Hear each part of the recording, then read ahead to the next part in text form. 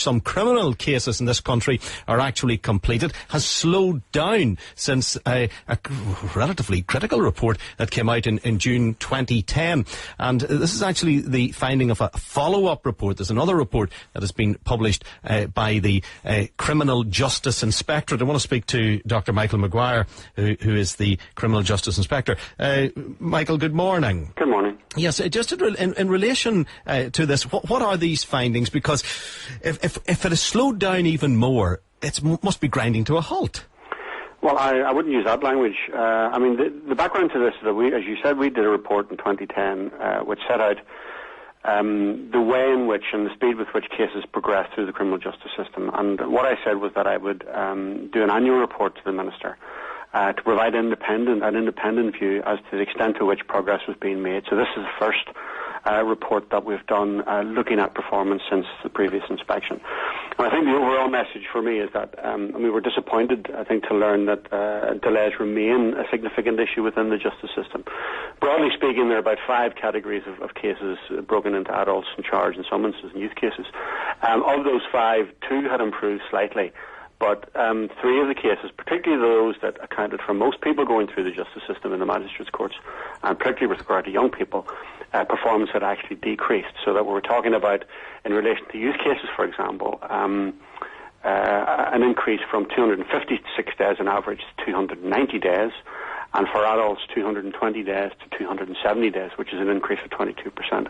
So what we're saying is that performance hasn't been as good as we might have hoped, given the commitment to change the way things were being done. So we don't compare favourably to parts of England and Wales, and it can take 7.5 times as long in certain youth courts. I'm sure that is almost the headline figure, as opposed to something that is a regular theme. But what can we do to actually speed the process up? Well, I think you're right. These are average figures, so it also means that some cases are taking longer than this. Some of the issues that we've identified remain the same, so that, for example, the quality of files coming from the police to the prosecution service needs to be better, so that the prosecution aren't sending them back for further information before they can take a decision. That's not an issue about resources. That's an issue about how and the way in which files are prepared within the police. I think there's a second issue in relation to how cases are managed, and we've said elsewhere that there needs to be much greater discipline with regard to getting cases ready for court. One particular area that we've identified in the context of this follow-up review was the serving of summonses by the police. The majority of summonses, as you're probably aware, are delivered by post, but there's a rump of about 20% that the police find it very difficult to serve personally, and that's having an impact on the numbers overall. That was the issue that emerged this time. It might be a different one next year.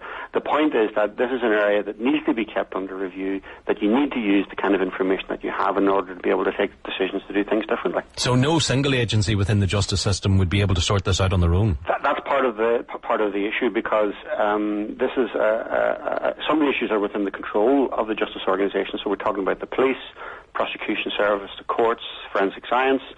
There are other issues outside the control of the justice system, such as you've got the role of solicitors and barristers, the extent to which they're laid guilty pleas, and so on. What we're talking about, and what we said in the previous report, is that there needs to be much greater coordination and closer working together within the different justice bodies. And one of the things that we're saying this time that will help that agenda moving forward is the introduction of what are called statutory time limits, but really what is that is a legal limit that's set on the amount of time it takes to progress a case, because it's shown that incremental change hasn't really delivered the kind of performance that we need to see, so therefore we need a new way of doing things, and I think introducing a legal limit will help that. And this impacts on innocent people who would be on remand? Well, that's an issue. I mean, as you know, we've talked extensively about some of the problems within the prison service. I mean, there are very high numbers of remand prisoners in Northern Ireland, much higher than other parts of the UK. When you're on remand in prison, you don't have access to education, you don't engage in any of the offender behaviour programs, and so therefore you're extensively outside anything that the prison service can do with you at a very high cost. So it's not a particularly good way of dealing with prisoners in that way. So by reducing the amount of time spent on remand, which you would do if you speed up some of the Crown Court cases, then you actually relieve some of the pressures on the prison service. It also must impact on witnesses who are waiting and waiting to to go to a court. Well, even if it's a few years down the line, they still have it in the back of their mind, I've got to be across this. Absolutely. I mean, that's a very important point. I mean, we did a piece of work before Christmas looking explicitly at victims and witnesses, and it was probably the most unforgiving issue that emerged from the inspection from victims and witnesses that we spoke to. The amount of time that it takes for a case to progress. So you could be sitting, in some of the minor cases, a year before you get to give your evidence in court.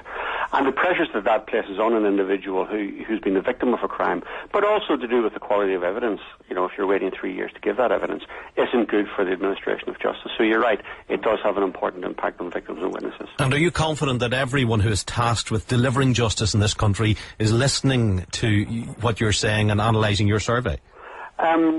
Yes, I mean, certainly the response to the 2010 inspection was the kind of response I would have expected to have seen. The justice agencies are working hard. The important point is that we are continuing to keep delay on the radar to remind organisations of where performance is perhaps not as good as it might be, and also providing independent assurance to the Minister. The Minister has welcomed this report. I would be hopeful of the kind of change that we want to see, giving that extra impetus to improving performance within the system. Dr. Maguire, thanks for your time this morning. Thank you. Thank you. Dr. Michael Maguire there, Criminal Justice Inspector.